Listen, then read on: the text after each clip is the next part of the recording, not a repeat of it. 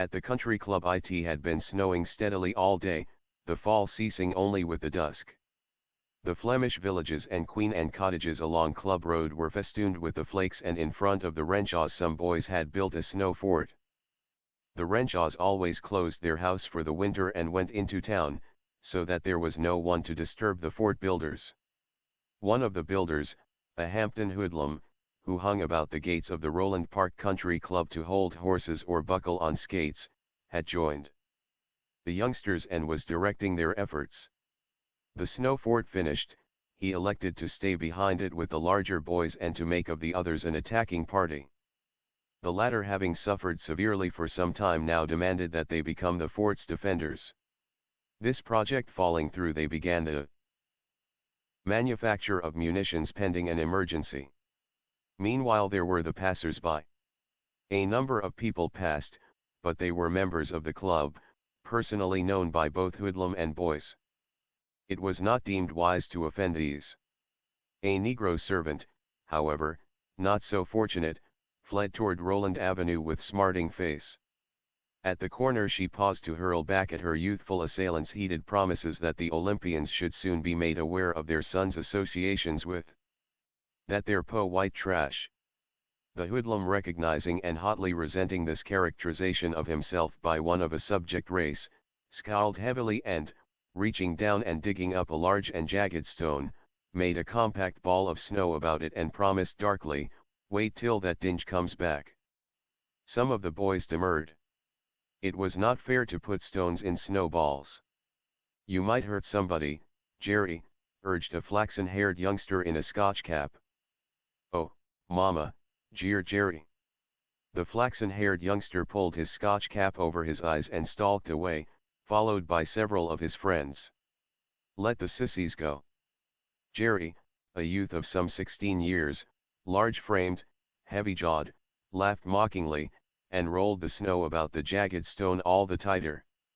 The hoodlum and his like, many of whom hung about the gates of the caddy house of the country club, were a different species from the Roland Park boys. He came from Hampton, a factory suburb a mile or so nearer the city. Compelled to attend school by what his kind and their parents resented as unreasonable laws preventing them from profitable employment until they were 15, they were found in the vicinity of Club Road after school hours, for here were to be had odd jobs, and often steady afternoon work as caddies and toboggan attendants. Jerry had held both jobs but had been discharged for insolence to club members. Wasn't he just as good as they was?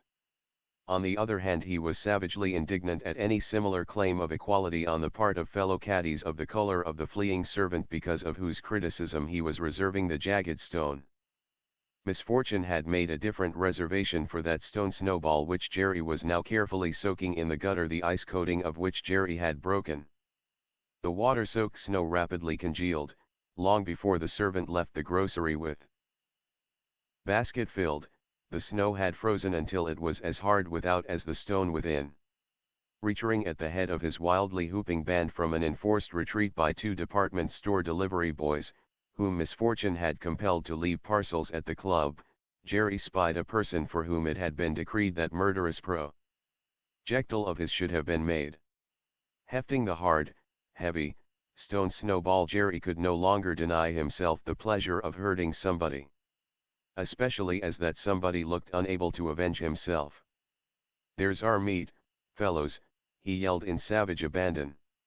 "To the right, Will. Tension. Aim at the enemy, the Chink." It was an odd, pathetic little figure that Jerry indicated, an undersized Chinese. A quality of white-stockinged ankle showed beneath a rich and capacious robe of heavily quilted shantung silk. On his head was a little black skull cap. "Aim at that red button," whispered Jerry. "There on his cap. See who can knock it off first. 1, 2, 3. Fire." The Chinese continued to approach, hands huddled tight in the long loose sleeves of his robe, head bent. Unaware of his peril, unaware indeed of any onlookers, he was too absorbed in his own dreary thoughts to heed the sudden fire. So that the attack on him came so suddenly and unexpectedly that he made no attempt to protect himself.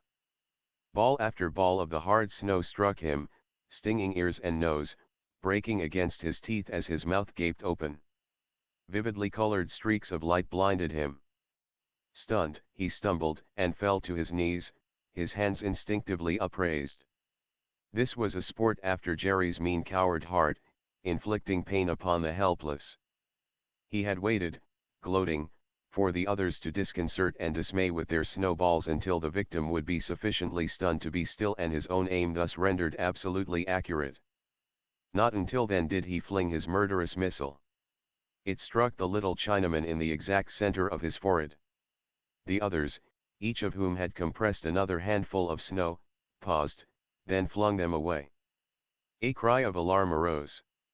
The Chinese had staggered against the Renshaw's brick wall clutching at the dead ivy. He brought down 2 hands full as he fell, a long gash in his forehead gushing out the veriest flood. The sanguinary red stained his forehead, ran into his eyes, making him a sightless thing. His mouth was a red smear. The boys drew back, some angry, all afraid, 1 or 2 looking accusingly at Jerry. "You cowards! You dirty, despicable cowards!" A whirlwind was among them. They were being bowled about, falling right and left as a bowling ball scatters 9 pins. "Who did it? Who did it? Oh, you nasty dirty little rats! Don't try to run off, you, Bobby Dahlgren. You either, Vincent Bates." Now that Jerry heard the voice, instead of feeling the mob terror of his young companions, he began to snigger insolently. After all, it was only a girl. He looked closer, why, it was only a damn reel. He began to jostle his way toward her. Old helpless Chinese and young helpless girls, anything helpless was, as Jerry expressed it, his meat. Hey! What's all this here, he wanted to know. Had he taken a longer look at the blazing brown eyes of the girl who had just dismounted from the horse, whose head she had turned in among them, which was why it had seemed a whirlwind, he would have hardly dared dismiss Brown Bess as a damn kid.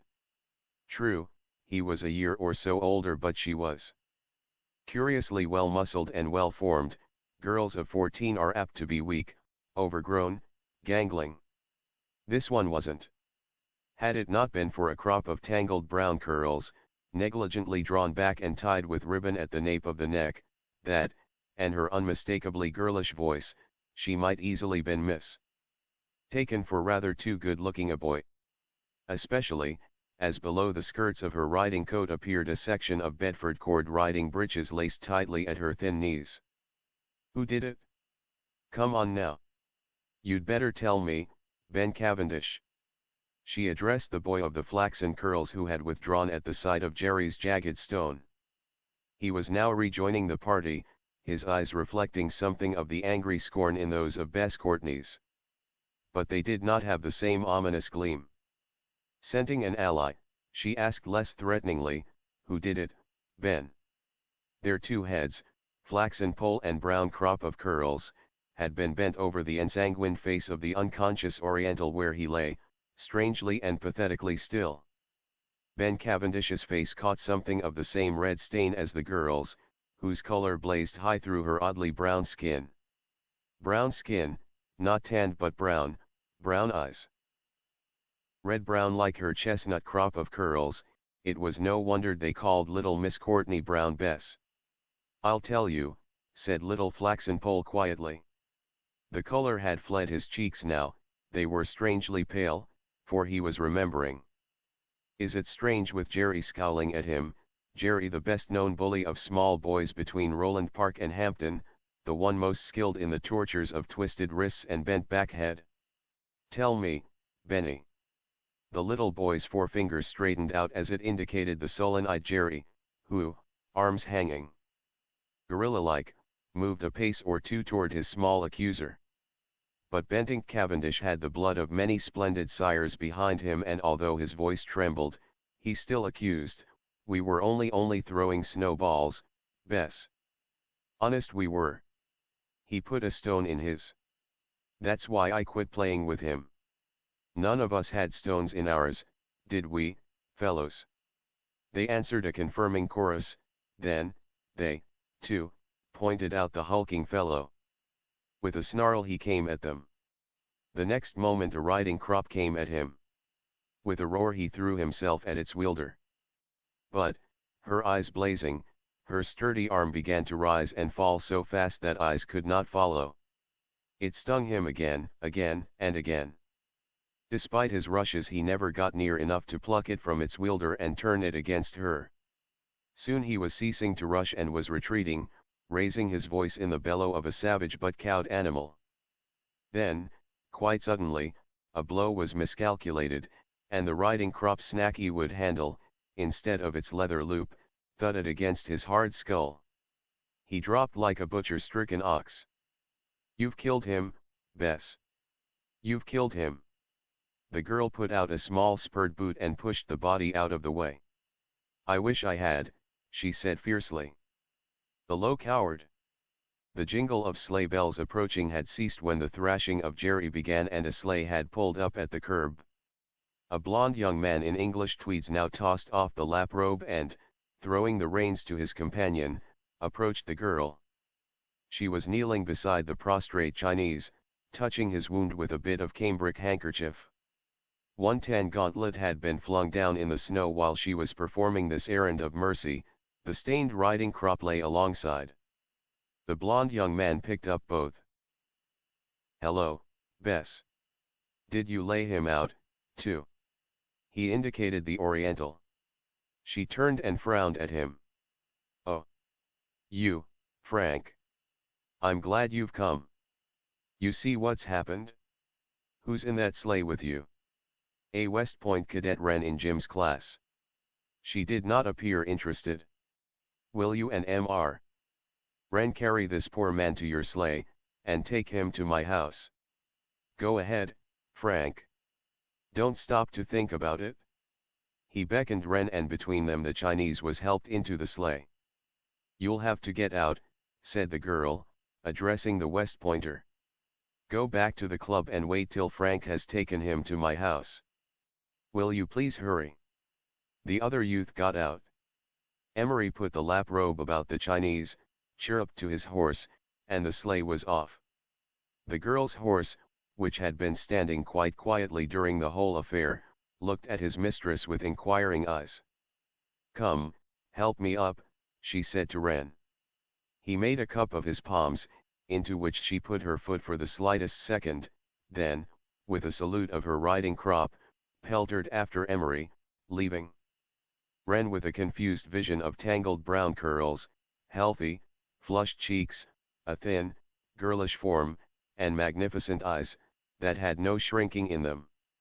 He watched her as she turned into Roland Avenue, seemingly a part of her brown mare, supple, swaying. Then he turned to the quiet group of little boys gathered around the prostrate Jerry. Two black Wren Jerry had a number of bruises, and one cut. Industrious rubbing of snow had had its effect, and he was groaning and coming out of his unconsciousness. He arose to look into the eyes of young Hamilton Wren. Damn, that Wren had a curiously dangerous look when he chose. Jerry decided not to be explicit in his damnation. He slouched off toward Roland Avenue, and Wren went back to the country club to join the tea-drinking crowd that sat before the huge brick fireplace, where great logs sputtered and crackled, and sent thousands of little red sparks dancing up the chimney. As he sat there, he took from his pocket a bit of cambric stained with blood. He stared at it for some time, and at the monogram in one corner E.G. Presently he went below to the lavatory, and washed the cambric carefully in one of the bowls. Wringing it out, he folded it and put it back in his pocket. 12. With his resumption of his seat by the fireplace, he lit a cigarette and continued to meditate. He did not know any of the people at the club, for he was not a Baltimore man, but a guest of Frank Emery, whose brother had been in his class at the Point. But Hamilton Wren was not one of those strangers to go unnoticed. His youth was not patent. He was scarcely past his 21st birthday, but he looked much older, due to his excessive darkness and his heavy growth of beard and mustache, which, although carefully shaven, was evident in the hardness of his cheeks and upper lip. He was dark in the manner peculiar to English-speaking races. No one would have mistaken him for a Latin. He was an atavism, a recurrence of the strain of Black Danes who had first ravaged, then defended, England. His hair was quite black, his complexion swarthy but clear. He had a hawk nose and firm lips, and a certain boldness was in his dark blue eyes. Less than 6 feet in height, he carried himself with so easy an erectness that he appeared taller. He had just finished his cigarette when Frank Emery returned, and drew another armchair up beside him. Stretching his arms, he ungloved his hands and rubbed them before the fire. "Might as well take dinner here now, Hammy," he said. "It'll be too late to get home in time to dress. They're to have the Yarnells and some others there tonight, and they'll expect us to show some open front." "The club for me." Wren acquiesced. They sent a servant for a bill of fare, ordered, and sat back, smoking. "Who was the girl, Frank?" Wren asked. "Oh, Brown Bess. Miss Elizabeth Courtney, if you like that better. Won't she be a Lulu when she grows up? She's only about 16 now." "Why, she's Austin Courtney's sister. Austin's the paying teller at the Iron Bank. Awfully good family, and all that up to their neck in debts. Father gambled most of it away. Relatives had some pull, and got Austin in the bank. He's one of your sporty kind. Chorus girls and the races, and bachelor apartments in town. Lot he helps the family. Don't know how they get credit. Guess the relatives help some. George Griscom's wife is Mrs. Courtney's sister, and the Griscoms could give every man in Baltimore a couple of dollars apiece and not know they had spent anything. Bess is going to make good, though. She's one of the most attractive kids I ever saw," Wren remarked. "She sure is. But I wasn't thinking about her looks. She paints, you know. Now, don't make that silly joke. I mean, of course, that she paints pictures. At her age. Well, I should say so. She's been drawing ever since she was a tot. Original as the devil. Made a caricature of Jim in his first cadet uniform, 4 years ago, when she was 12. I've got it framed and hung up in my room." "You mean to tell me a 12-year-old kid did that?" "Why, I thought that. Oh, yes, I know. Everybody does. We all concede that Bess is a wonder. She's gone in for technique lately, and works every day at the charcoal club. They've got a man there who used to be with Julian, and who took some prizes at the Paris Salon. He's enthusiastic about her. Bess is the girl for my money, all right. And she can ride like a clipper, too. She follows the Elkridge hounds every Saturday, and has got the nerve and pluck of any 2 average men." They went below to wash up, and later one of the servants informed them their dinner was ready. "When are you going back to the Point, Hammy?" asked Emery, when they were seated by one of the square-paned windows overlooking the snow-covered valley. He had met Wren at Union Station early that afternoon, and taken him out in his sleigh before going home. Up to now they had not discussed personalities. Emery was rather surprised that Wren was not at the academy, for he knew the winter term was on. Wren was to graduate that year along with Frank's brother Jim. "I'm not going back at all, Frank," answered Wren. "I was booked through for Washington, but I thought I'd drop off here and let you know about my case. I probably shan't see you again for years and years. I've an appointment tomorrow with the Chinese ambassador in Washington." "With the Chinese ambassador?" Emery laid down his fork. "Precisely. He is to give me my appointment as a captain in the Chinese army." Emery stared at him, not well pleased. "Chucking the service?" "Been chucked, Frank." "Oh, it was done very quietly. The superintendent was a friend of Dad's, and he allowed me to resign. They caught me playing cards after taps. It was my room the rest skedaddled. Lights up, and Cadet Captain Hamilton Wren discovered amid playing cards, poker chips, beer bottles, and cigarettes. Case for court-martial, all. Right, but the newspapers have been making so beastly much rot over hazing and other things that the court-martial was given the go-by. The superintendent asked me for the names of the other chaps. In case I peached, I was to be reduced to the ranks, lose a lot of points in grade, do sentry go for a month or so, etc. and etc. The others would get the same dose. In case I refused to give up, I would lose the chance of graduating. Well. Hamilton Wren smiled. Good Lord, Frank, he said, protestingly. Of course, old man. Wren drank some coffee. Well, it was hard lines. Dad and Granddad both retired generals, and their son not allowed to graduate. Perhaps it's better they're dead. They'd have taken it pretty hard. But the superintendent was decent. He let me resign, and recommended that my resignation be accepted. Then he took me aside, and told me the Chinese were looking for military school men to teach their soldiers to fight in our fashion. I made application and was accepted. Tomorrow I see the Chinese ambassador, get my appointment and expenses, and go to Peking. Emery stretched his hand across the table, and touched the other's fingers. Good boy, Hamid, he said softly. But it was hard lines, hard lines. You were pretty near at the top of your class, too. Only one man ahead of me. Wren sat silent for a minute, then, let's have a drink, Frank.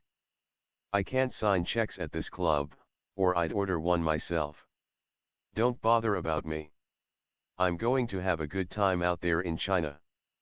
I haven't read Kipling for nothing. Always did want to get somewheres east of Suez, was going to apply for a Philippines Scouts commission. Dare say I can climb higher in this Chinese service.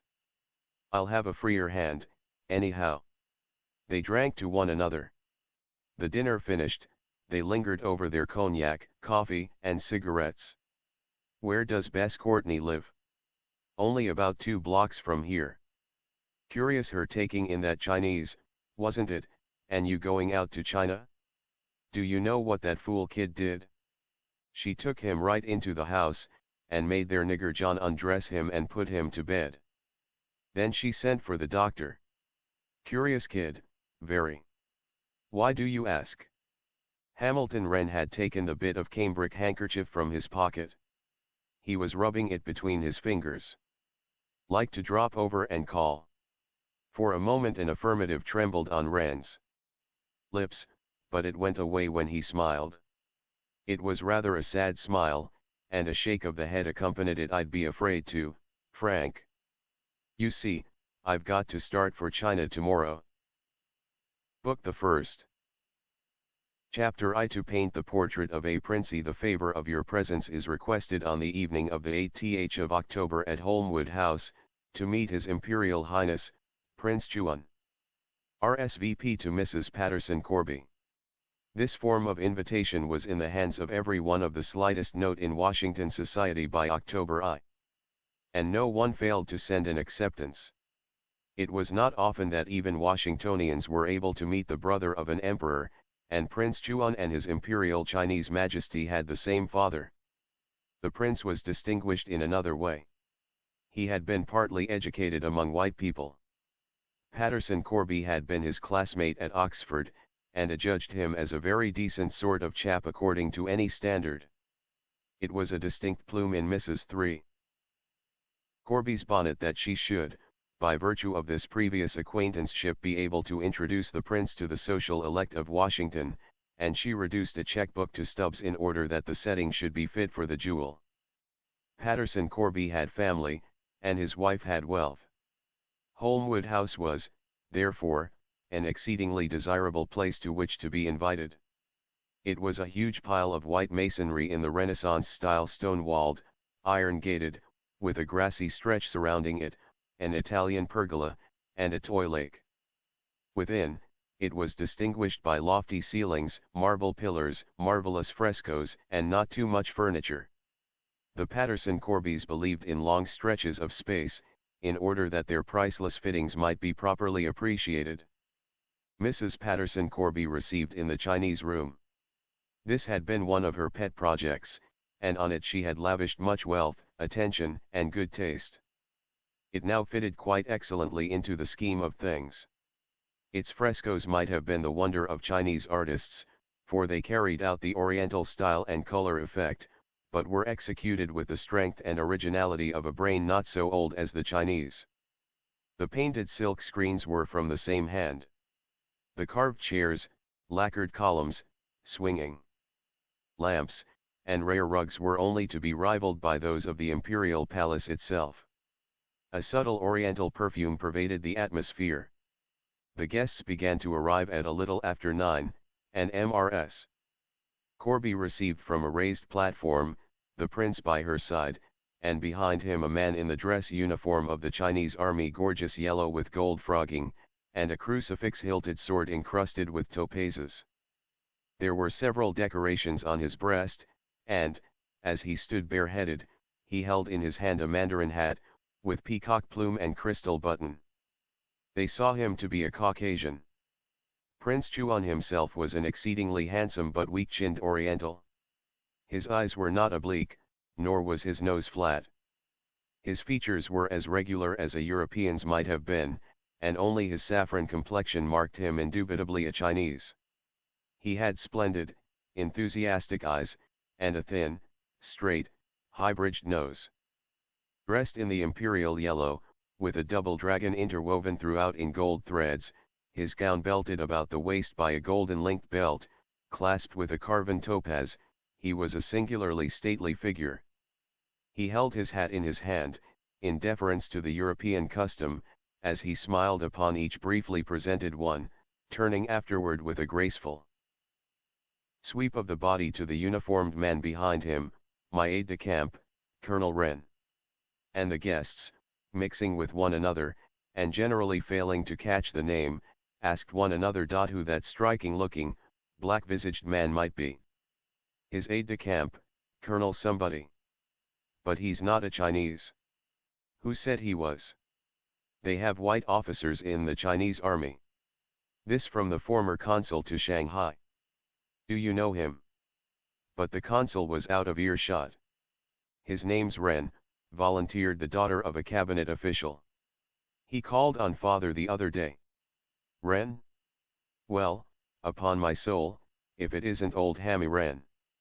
An army lieutenant speaking this time. Do you know him? Rathi R. My cadet captain. Resigned 5 years ago. Sad story, very. Never mind that. Heard he went out to China and quite distinguished himself. Must have a word with old Hammy. He took himself off. But it was not particularly easy to have word with Colonel Hamilton Wren about that time. The formal presentation of the guests over, the prince and his bodyguard had been surrounded by half a score of gushing debutantes and earnest, purposeful ladies interested in Chinese foreign missions.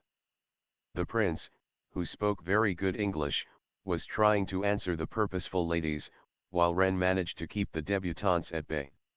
In fact, it was a toss-up as to which one of the two was really the most interesting. This Colonel Wren, with his clear, swarthy skin, his intensely black hair and bold eyes, his tightly fitting uniform and shining boots bringing out every line of his slim, powerful form, was decidedly out of the ordinary. An American, young, the confidant of the prince. There was a smack of the mysterious about him to which his careless air and clear-cut features gave an entrancing touch of the debonair. He was ready with his tongue, too, had many pleasant gallantries and an effective manner of rendition, so that for the moment the recipient of the flattery imagined that he might have implied more than he said. He was growing decidedly tired of it, however, and welcomed the news that the grand opera tenor had arrived. He sought the prince, and the crowd followed them to the music room, those who could not get in making the best of it in the conservatories outside. It was then that the prince managed to speak privately for a moment with his aide-de-camp. You saw that marvelous artistry, Black Wren? You saw the clouds and the rice fields and the dragons. You saw the Buddha face? Eh, my Wren. You mean the decorations of the room where you were received? No other, my Ren. Wonder that we have not the artist at the palace. Chinese he surely is, but in China we have no such artist. What do you think, my black Ren? It's good work, the aide-de-camp responded. I'll ask this Corby woman the name of the artist when de Kurtz finishes. The tenor was vociferously applauded. He put one hand on his little fat stomach, bowed so that the lights shone on the pomaded remnants of his hair, and strutted off. If he could only sing from behind a screen, sighed a female voice near Ren. He turned, and caught a glimpse of hair like burnished copper, with two little curls loose at the neck. He would have followed, for some vague recognition had come to his mind. The prince's hand on his arm detained him. The turkey cock will again crow, said the prince. De Kurtz was back by the piano for his encore. He had a marvelous voice, and the proof of it lay in the fact that, when he had bowed, many took deep breaths. Mrs. Patterson Corby herself had forgotten the prince for the minute. Now she was by his side again, but the wife of the British ambassador had claimed his attention, and she was left to speak to Hamilton Wren. She said something unimportant about de Kurtz's singing, to which he replied in kind. Then, Mrs. Corby, the prince admires your decorations in the Chinese room. She smiled brilliantly. Does he? I'm terribly glad. I think they're simply perfect. He must meet the artist. She's here tonight. She? Yes. Isn't it odd? A girl did them. And American? Yes. She's a sort of relative of mine. That is, George Griscom's wife is her aunt. And George is a cousin of mine. Her family's awfully hard up. Nice people, though, very. Baltimoreans. You might know them. There she is. Come along, Colonel Wren. He followed her as she threaded her way through couples and groups straight to where a girl in a white lace gown was talking to a lean, bronzed Englishman and a thin Japanese. Both had the broad, red ribbon of the diplomatic corps across their shirt fronts, and both wore a multiplicity of glittering orders pinned to the lapels of their dress coats. Miss Courtney, let me present Colonel Wren. Bess, this is Prince Chuan's friend. They've been admiring your work tremendously. Remembering her duty as a hostess, Mrs. Corby then went elsewhere. Do you know Captain Abercrombie and Count Ito Ojiki, Colonel Wren? He bowed to the Englishman and nodded to the Japanese. Oh, I know the Count, he said. His tone did not imply that he knew anything favorable about him. How d'ye do, Captain? Think we had you up at Shanghai Quan once, didn't we? I was sorry I wasn't there. Parker spoke of you. Oh, quite right. To be sure. Hamilton Wren, Yes, to be sure. So you're old Yuan Shikai's pet what? The man who put down the rebellion in Chile? I say, come to the club after this is over. Won't you? Army and Navy, yes. You've a card, of course. I'd like to talk over China way with you. Chin chin. This with the smile of those who have a common interest in the Orient. He bowed to Miss Courtney, and went off. The prince is looking for you, Ojiki, said Wren. The Japanese did not look very well pleased, but his meaningless smile submerged his expression. With him gone, Wren took the girl's arm and led her into the chrysanthemum section of the conservatory, where great balls of yellow, white, and pink nodded at them. He seated her, and remained standing, looking down at her wealth of hair, little curls of which clung about her neck, ears, and forehead. She had lost the thinness of her childhood. From her rosy rounded shoulders to her delicately arched ankles she was of an exquisite slimness. But the eyes were the same, that old red-brown, almost comparable to the darkest of rubies, with slumbering fires in their depths. They matched the odd olive coloring of her skin, which nevertheless had nothing un-Anglo-Saxon about it, nothing of the Latin or even the Gaul. Her coloring might have been that of Long Will Langland's nut brown maid. Still Brown Bess. It was this that caused him to speak his thoughts aloud. It was the first thing he had said, although he had been looking at her for some time. She had returned his gaze frankly. "Do you know, I was going to quote Tweedledum to you, if you think we're wax images, you ought to pay, if you think we're human, well, you don't look like most humans," was the clumsy best he could do. Hamilton Wren, royal favorite of women, she smiled. He added hastily, blushing as he told her, "I've remembered you for 5 years. Perhaps you have a mind for detail," she suggested sweetly. "Most military people have. In what train of well-ordered thought was I a detail? Not a detail at all. The radiating center. Bravo. On the left we have the radiating lady. Seriously, Miss Courtney Brown Bess, you don't remember me, eh? I have a vague recollection of your intense blackness of hair and eyes. I can't conceive forgetting those. I'm a painter, you see. You take away with your left what you give with your right. However, my vanity isn't hurt. You only saw me for a minute, maybe less. It was 5 years ago. The club road at Roland Park. Some boys throwing stones at a Chinese. You know, I wasn't one of the boys throwing stones. You flatter my youth, Brown Bess. I was the man you peremptorily ordered out of the sleigh. Yes. I'd just been sacked from West Point, and had accepted an appointment in the Chinese army.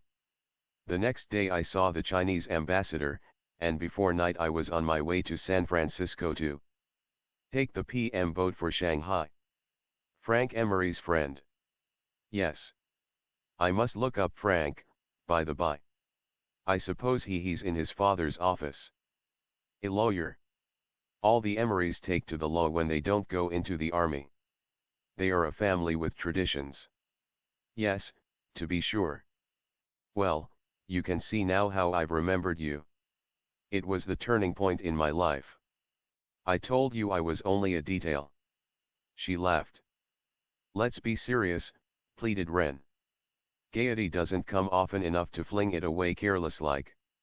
We can be serious enough without trying. However, have it your own way. That was the turning point in my life, too. And also due to Chinese influence. There's a bond of futurity between us, Colonel Wren." "How a turning point in your life?" "You remember the Chinese I took home? He was the influence. It so happened that he was a Chinese gentleman and an artist in his way. I nursed him through an attack of brain fever, and he took some sort of a fancy to me. Mother was furious, but well, she gave in. We had a little outhouse on the grounds, and he went there to live. He paid us for it by taking care of our garden. Thanks to him, we have the most magnificent garden anywhere about Baltimore. He could do the queerest things with flowers. He added to it, and finally built a hothouse. The family's awfully glad he's with us now. There's a big demand for his flowers. He's quite the fashionable florist. And we get the money. Nice, isn't it?" "Very. But his influence on you. He taught me the Chinese color scheme and distance effect. Also the grotesquerie. My own instincts supply the realism of face and figure. Occidental technique added to Oriental imagery. It's something. You've done wonderful work. This Chinese of yours must be a treasure." "He is. It's odd, isn't it? Everything connected with the Chinese is odd to us. We can't get their viewpoint. The Chinese soul is old, very old. It's been satiated with all the emotions. We are distressingly new and interested. I'd like to see your Chinese treasure." "You can't.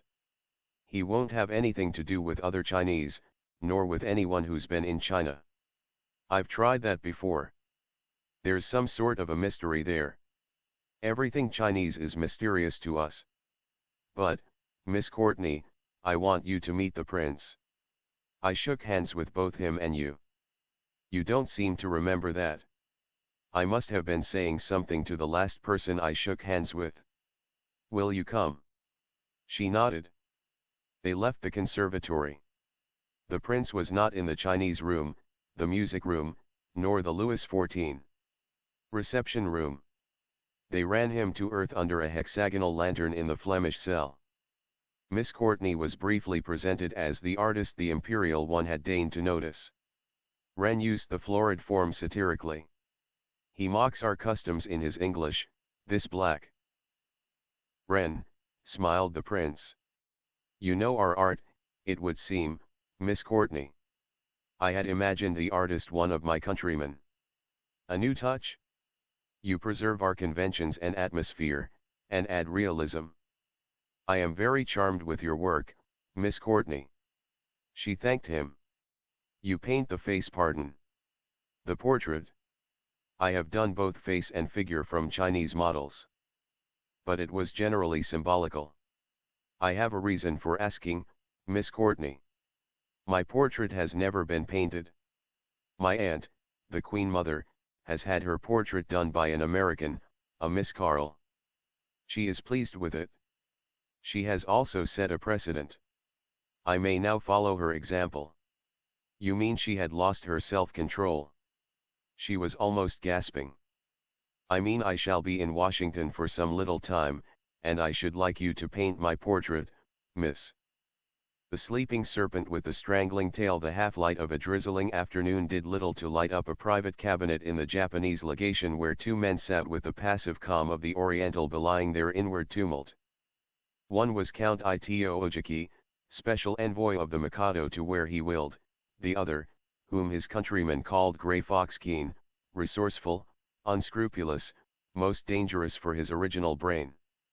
He was in a heavy silk kimono, this Grey Fox, his feet slippered, the Count frock-coated, grey-trousered, nursing a walking stick with gloved hands. Matters of moment had been discussed, plans made, details discussed. They lingered over personalities, speaking in their own language. To us, already in debt many 100 million yen, this is no light matter, Ito-san. Our country groans under new taxation, our customs are mortgaged to the English, our internal revenue to the Americans. We have little money, Ito-san. It is to be that we have much when this end is consummated. The treasuries of China, think you, grave one. The stones grown in the temple of the Son of Heaven, grown under much weight of gold. The darkness alone greets the 7,000 eyes of Buddha. The door of the double dragon is closed. Think you what wealth, son of the samurai? The other's beady eyes shone greedily out of their red rims. Think, too, of Taoists and viceroys to be sweated out of ill-gotten gains, of lamas with treasure hid in their monasteries. Kwannon and Shaka shall take for their own the treasure of these heretical Shintos. And Nippon shall play Nakido. Asterisk, he grinned. But so long had he made this grin meaningless, that when he would have had it significant, he failed. Too long had he worn the mask for mobility to visit his countenance. Think. The other man combed his thin point of grey beard with talon-like fingers. His smile was a purely speculative one. Almost am I convinced, Ito-san. You make honorable promises. Ito Ojiki made a wry face. Too long have I *, middleman. Listen to these Western barbarians, he said. They have another word for what we would do.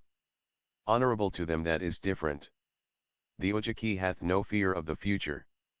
Grey Fox smiled. There are eels that sting as serpents.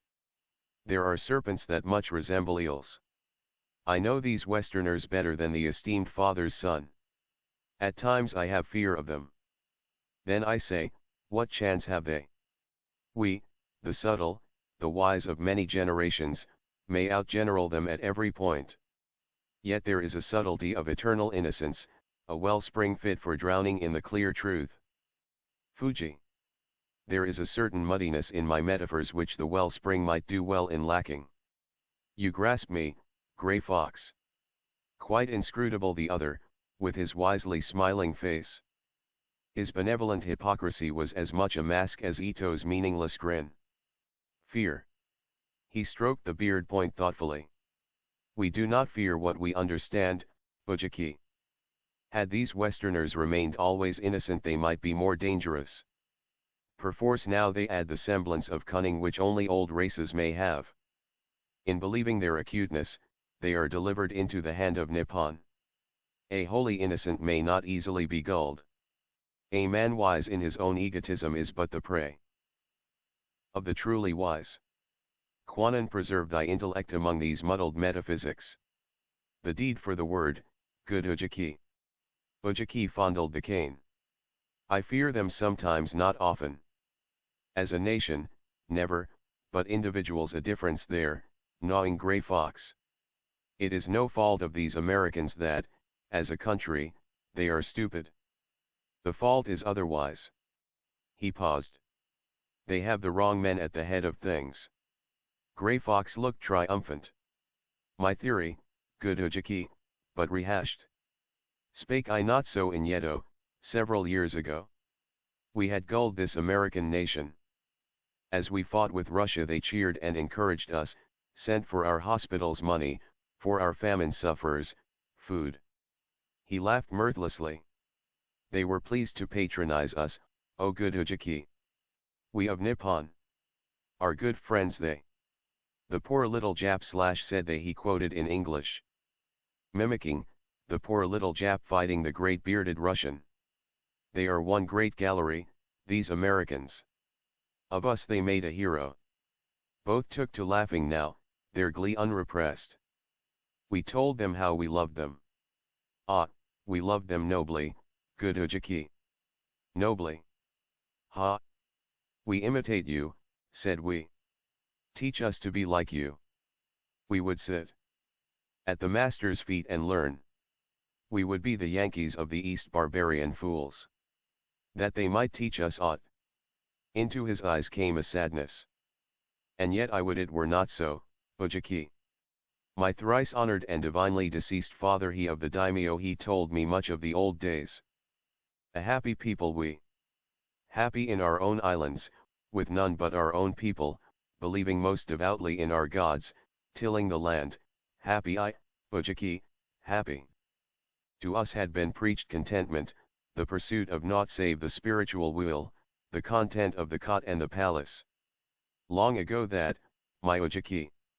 He lost the mask and was suddenly quite fierce. What cared we for these foreigners with their new machinery, their lights of electricity, their hideous clothes, their false modesty, their guns, and their belching ships? We were happy, my Ujiki. There was a wail in his voice. Long we resisted them, forbade them entrance to our shores, forbade that they bring to us knowledge of what we did not need, which, knowing, we might desire and strive for. But their all-conquering greed for money drove them on. They forced themselves upon us with roaring sea monsters of steel and iron. With iron tubes that sent death hail among us, and then Ujiki clasped his stick firmly, a sudden gleam in his eyes. Then the sleeping serpent opened his eyes. The guileful serpent of Nippon. They had trodden upon his tail, and his eyes blinked upon them. He saw their strength, their superior cunning of instruments. A wise serpent. What then? By their own standards they set everything, these barbarians. So the serpent. Long have I pondered over the things of the beyond. That I may further dream, let me preserve my peace by besting them in the things of the world. My lack of mechanics is lack of inclination. As brain to brain you are fledglings, Western materialists. And so he set himself to learn. And now the canker has spread grown. No longer does he desire contentment.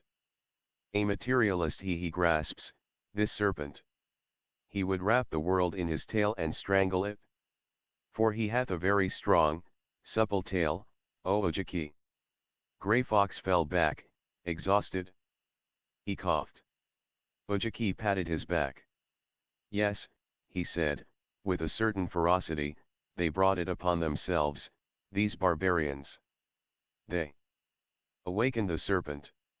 He cannot sleep again, not again. He must own all orb scotched this great serpent of ours. For our contentment is gone, no longer do we believe in our gods, no longer care for aught save conquest, both lost, the sadness of eyes became expressionless again. Grey Fox spoke brusquely. And when we have put Prince Chuan on the throne of China, made him the 13th emperor, removed Kwang Hsu of the Great Purity, and his aunt, she of the Western Palace, when Japanese rifles in the hands of Chinese rebels make echoes through the red-walled city, do we not chance aught? There, my Ojiki. How then of Chuan? Fine promises are the prerogative of princes of the succession. How then? With a Nipponese army within the gates? A question unworthy of Grey Fox. Of Prince Chuan fear nothing. Upon me he leans entirely in this matter. He would be emperor. Zushi would have Tuan, the third brother of Kwang Su, the future son of heaven, and Zushi rules China. Well are her palace doors marked show. Asterisk, she would live forever, this barren, sharp-toothed she-wolf. And Seuss's Zion for Chuan comes not while Zushi lives? Asterisk, longevity. China sweats under oppression and the inroads of the asterisk foreigners. They curse the emperor secretly as a babe in the hands of the unbeloved dowager. We of Nippon have given them strength and belief in the yellow man. Before they had thought the white race invincible. Now with the white bear fleeing to his Siberian steppes, the great fear is gone. Chuan, with Nippon at his back, would be hailed with banzais, but of this discussion what use? Fate has willed. It is the emperor's desire, they bowed their heads. Feudality is no dead thing with the Japanese. They had spoken of their ruler. Ojiki picked up his silk hat, smoothed the nap, and prepared himself to go. There is but one obstacle, one whom I fear. Not that he will not aid in the plot, for it is to his interest that Chuan be emperor, for of him Chuan hath made a companion, a sharer of secrets, an adviser in military law, and other affairs. Black-visaged this fellow, and secret in his ways. Some frowning storm god of Fuji might have fashioned his face. The American aide-de-camp. He is the man. And you fear him. Because of his great secretiveness. He holds his tongue well, the black wren. Of monumental aid. To me in my share in the details, for he hath a cunning mind and a great understanding of men. Of conscience little. No hypocrite, in verity, but his strength and reserve make me fear him. It would appear that he deems a certain amount of subtlety enough for the gaze of others than himself, chuckling meanwhile that they believe it is all. But of him I have no present fear, only later when Chuan be emperor. Now he is quite occupied another scheme. The painter of portraits. The spirit of the cherry blossoms, she of pink cheeks and ruddy hair. She paints the portrait of the prince, but her eyes are for black wren. And when a woman engrosseth a man, plots and counterplots find him not too eager for them. He nourished his hat. Grey Fox arose and put his talon-like hands on the other's shoulders. His rodent-like eyes searched those of his subordinate. I have heard tales of the woman with the ruddy hair. Kwannon hath many eyes. It is said that the Count Ito Ojiki is seen often to enter the house where she paints. Ojiki dropped his gaze. The talons tightened on his shoulders. Remember, it is as you have said, when a woman engrosseth a man, plots and counterplots find him not too eager for them. Be careful. An infatuation with a Western woman is death, Ojiki. We cannot understand them, we of the Orient. There have been among us men who have striven for them. When we desire our own women, we buy them of their parents in proper, discreet fashion. With them is no perturbation of mind, only pandering to our bodily cravings. These Western women have a fashion of setting brain alight, of destroying subtlety, of making of men abject mental slaves, while the craze lasts, so beware, Ojiki. The Count met his gaze, but quickly withdrew his eyes. To me why this he was not speaking confidently. From this keen Grey Fox even the mind seemed an unsafe place to hide passions unauthorized. Remember you belong to the Son of Heaven. Forgetting, you may achieve no merit for ito ojiki. Black rainbows to brown Bess. Prince Chuan's portrait was finished. Bess stood off and observed it with critical eye. It was not as good as she expected to do 5 years hence, but the best that her present power could compass. It stood, propped against the chair on the model's platform in her Washington studio, which overlooked Lafayette Park. Through the bay windows of the old mansion one caught a glimpse of the White House across the way, and the fagade of the State, War, and Navy building. The house had once been occupied by a prominent Washington family, afterward it had been the abode of successive cabinet ministers. When the tide of fashion swept up Connecticut Avenue Way, the lower floor had been let as offices for a branch of the federal judiciary, while the upper floors had been converted into studios. Bess had the spacious attic, which had once been the family storeroom. It possessed the facilities of a good north light, and a splendid view. There were stairs to climb, but that was nothing to a young, healthy woman like Bess. She addressed the Chinese who stood gazing at her work, the same Chinese who, 5 years before, had been taken to her home in Frank Emery's sleigh. At first sight he might have been mistaken for a Japanese Kyugon, hair clipped close to his head, wearing a lounge suit of brown tweeds. He had deliberately sacrificed the Q by his action, tacitly acknowledging that he did not intend to return to his native land. "Well, Lee, what do you think of it?" It was his first sight of the picture. He had come over from Baltimore only that day to see his pupil's work before its delivery to the Chinese prince. Bess had told him much concerning the portrait, going to and fro between Baltimore and Washington almost every day. He answered slowly and in excellent English, "The hand here." He pointed. "There is too much of it. It attracts the eye from the face by being so conspicuous. You have put into the hand much character, the character of the man, and to it first people will look. This fold of the inner robe is in too sharp a contrast to the curve of the angle." He shrugged his shoulders, and, reaching over, redraped the picture. "Well?" Bess had disappointment in her tone. He came to her, smiling softly, and took both her hands in his. "It is because I fear to make you satisfied that I am lacking in praise, Plum Blossom. Then it is good, oh, Lee. It is good, little flower of my heart. But better things you shall yet do. Save the 2 defects I have mentioned, there are no faults to find. And now I go back." He picked up his brown bowler hat and gloves. "I have no wish to meet the brother of the Son of Heaven. Nor his American soldier. All things Chinese I have left behind me, Plum Blossom. I would not be reminded." They shook hands. "Lee, with sudden alarm, you are not looking well. You have been working too hard, Lee. You are not well." He smiled. "No? You have noticed it?" He had the head of a Confucius, the puny body of a Lama. There was much to distinguish him in feature: the lofty forehead, bulging outward, the high cheekbones, the face curving to a point. His eyes were those of the thinker, dreamer, and deep hater. The face was thin and very much wrinkled, its yellow skin drawn tightly over little flesh.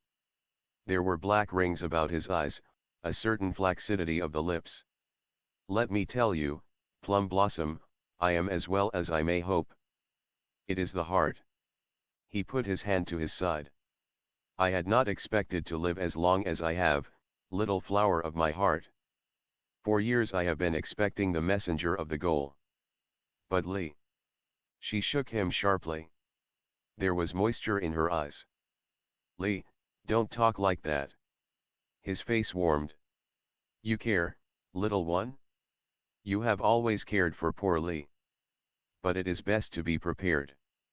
At any moment it may come click. And then to the graves of my ancestors, the last of my line. It is true, Plum Blossom." He bowed, sweeping his hat close to the floor. "The gods guide you." Then he was gone. The girl went to the window and watched him as he emerged from the house and struck through Lafayette Park on his way to the Pennsylvania cars.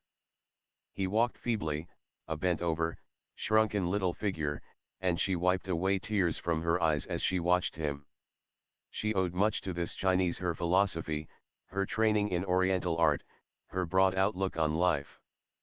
Then, too, he had recruited the family finances in his inconspicuous way, making of their gardens a revenue. She sank down into the window seat. Poor old Li. That was what he had chosen to be called, Li. She knew that was but the English equivalent of Li, and but one of three names. When necessity had compelled another name, he chose that of Gordon. He was a great general, that Gordon, Li had said. I have seen what he did with our soldiers. Gordon Li. And that was all she knew of her Chinese mentor. She arose, went to her portfolio, and took out a recent sketch of Gordon Li. She had taken the face and pose from an unconscious sitting, when he imagined her engaged on another picture, but had provided the cue, the mandarin's coat and hat, and the fan from her own imagination. Thus she imagined Li must have looked in his native country. She pondered over it, thinking of improvements, her red lips pursed up, her pretty brows in a frown, her head bent over, so that the sunbeams made an aureole of her hair. One pink finger was pointing accusingly at certain technical defects. Quite suddenly two strong hands on her shoulders turned her completely around, to look into the eyes of Hamilton Wren. She surveyed him with outward coolness. His top hat and stick had clattered to the floor as he seized her, and she noted that his morning coat was smartly cut, his white silk ascot well tied, a flawless ruby in Chinese gold holding it together. Well, Black Wren. Well, Brown Bess. It is my right to ask the question, she informed him. You enter my studio without knocking, you take me rudely by the shoulders, not rudely, tenderly. If that is tenderness, I shouldn't like to feel your savage mood. However, to proceed. You hold me in a grip which will leave 2 red marks on my shoulders that will show when I attend the Mason Carr's dinner tonight. He released Heg. She rubbed her shoulders with solicitude. Thank you. And then you have the presumption to say, well. The door was wide open. You made a prettier picture than you have ever painted. Thanks for the subtle appreciation of my work. Hang it. You know what I mean. I thought I did. When you took me by the shoulders, I imagined you were going to kiss me. He took a step backward. Well, so I did intend, he said, goaded. I hate a man who merely threatens. He came toward her, but she eluded him. Hang it, Bess. You're the most tantalizing creature alive. Why? Because I refuse to be the plaything of Hamilton Wren, Colonel, an aide-de-camp to His Imperial Highness, Prince Chuan, Mandarin of the 2nd degree, and Fellow of the Royal Geographical Society, not to mention Don Juan in general, to any foolish girl who fancies his sinister type of beauty? Hardly so, Black Wren. With a sudden rush forward, he had her penned in a corner. Now, he said triumphantly, we shall see, Brown Bess. She held up a rosy finger. I fancy not, Black Wren. Listen. We are quite alone in this studio. If I called out, no one would hear me. You are quite safe. You can kiss me as much as you please. But you're taking no chances, Black Wren. The game is one-sided. And you're not the sort of man to play that game, are you, Black Wren? He threw up his hands despairingly. Upon my word, Bess, I'm no match for you. I surrender, capitulate, and kiss the chains that embrace me. Please, will you give the captive of your wheels some tea? She crossed the room, turned on the alcohol lamp, and mixed the tea and hot water. Why aren't you like other girls, Brown Bess? Asked Wren, as he accepted the cup from her hands and watched the slice of lemon circle the rim. You mean, why don't I show the proper thankfulness for your condescension, and be your doll for a week or a month or a day, sir? Is that it? You make me out a fearfully egotistical ass. No. Simply call your attention to the fact, Hamilton, dear. She smiled at him captivatingly. Now, upon my word, he said, in indignation. You call me dear, give me a smile that, luckily, came several centuries too late for St.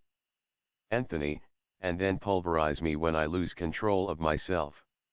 I'm penancing you for the sake of the other women.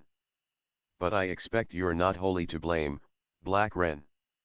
You've found your sinister beauty a good bait for girls who want the excuse of physical attraction. You believe that most of us only want that excuse. I believe you're right. You most certainly are in my case. What? He nearly dropped his cup. Most certainly, she repeated. You have a very vivid attraction for me. I've often rather wanted you to kiss me. I feel sure I should like it. He put his cup on the tray and stared at her. That's my animal, physical self, she continued placidly. That is just Bess Courtney, Brown Bess, who enjoys physical sensations. But, you see, I'm a painter, Black Wren. That's not Bess Courtney. That's a part of the universal soul of things given into my keeping, a precious gem that I must keep flawless. The setting must be worthy of the gem, therefore, Black Wren, my self-respect. Rather involved, isn't it? He got up, came over, and took her hand. Bess, he said, you're a damn good sort. Crossing the room, he removed the drapery from the picture of the prince. For some time he gazed on it, giving her the flattery of statue-like attention. It was with a deep intake of breath that he turned to her. You've opened my eyes, rather, my dear girl. It is indeed presumption that Hamilton Wren, a mere foreign mercenary, good for mighty little but a plot or a fight, should seek to make a conquest of the girl. That painted that. Thank you, she said simply. His praise was too genuine to call forth a display of false modesty. By the by, he said presently, when the consciousness of having betrayed emotion had passed off, they tell me Ito Ojiki is a frequent visitor here.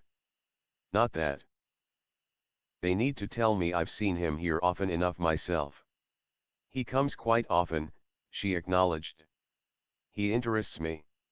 He is the best liar I have ever known. Oh. He laughed with a certain constraint. You take the words on my tongue. I'm flattered to think there's a certain telepathy between us.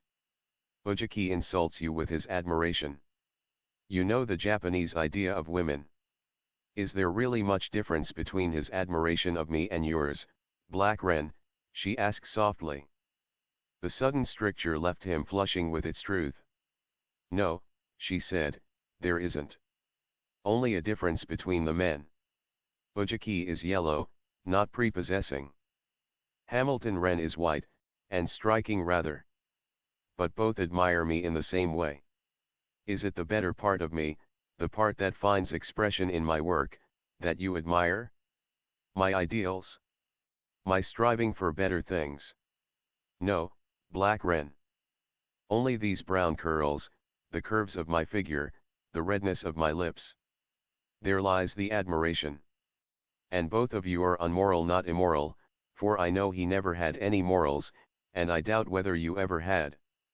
But, still, there is a difference between you. She paused. Wren, shamefaced, did not meet her gaze.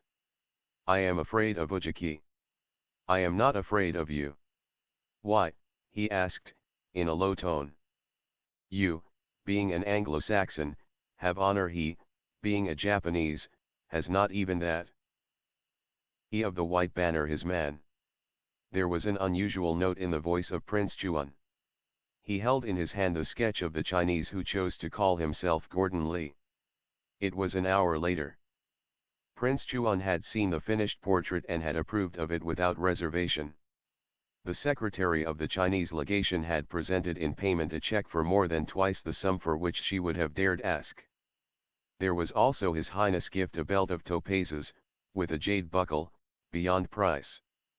Bess Courtney was somewhat dazed. She would have returned the splendid present, but Hamilton Wren, surmising her intention, warned her that that way lay imperial displeasure. It was, he assured her, the privilege of royalty to make such gifts as were compatible with their pleasure. Bess, only wanting an excuse to retain the belt, reconsidered.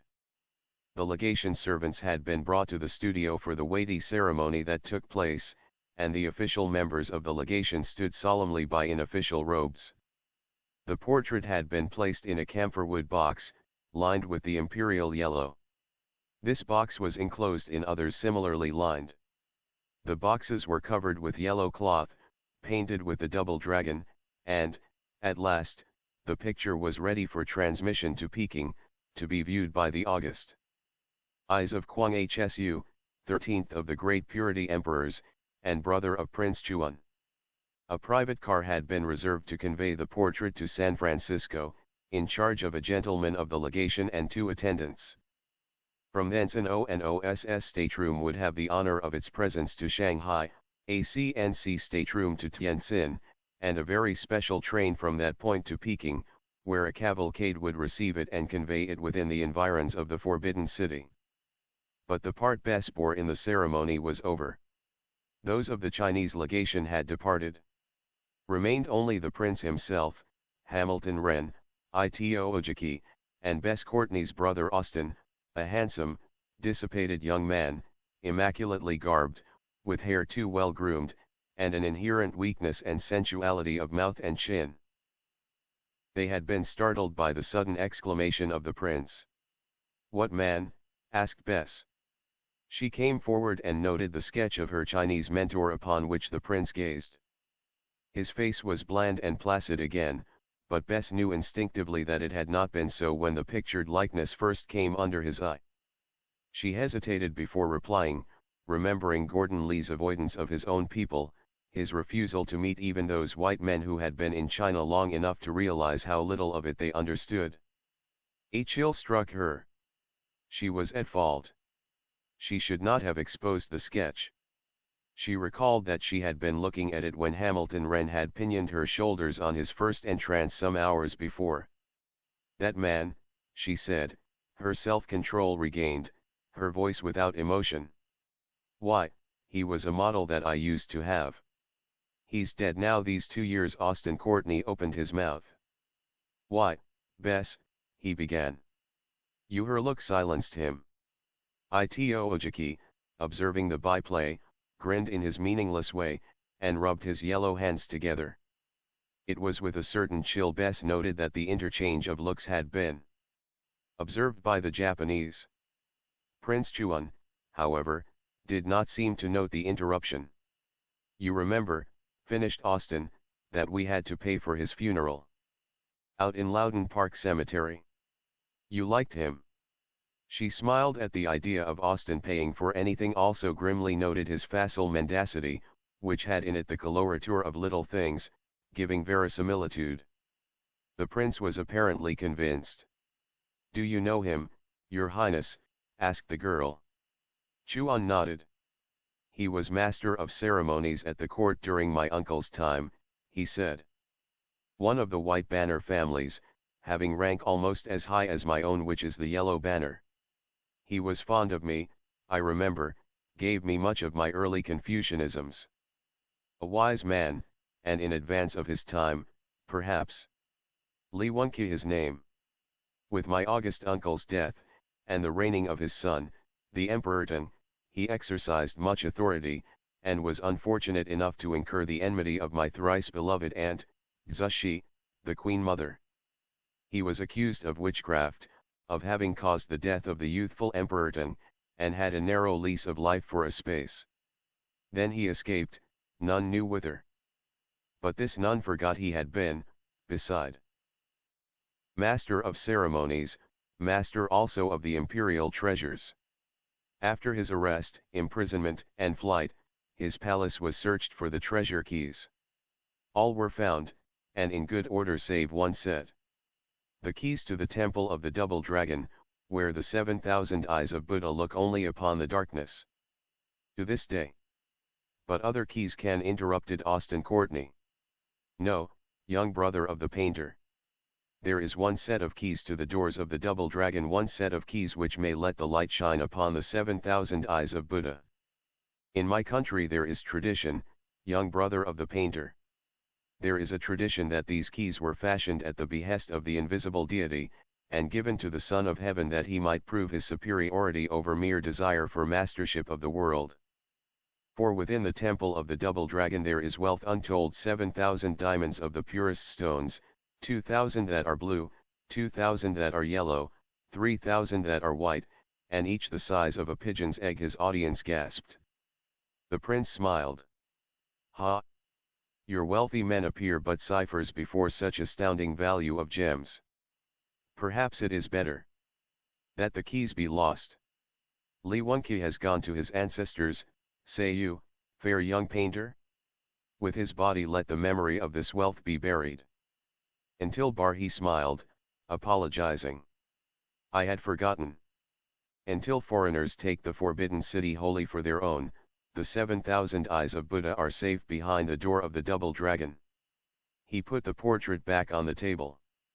Come, let us go, he said to Hamilton Wren.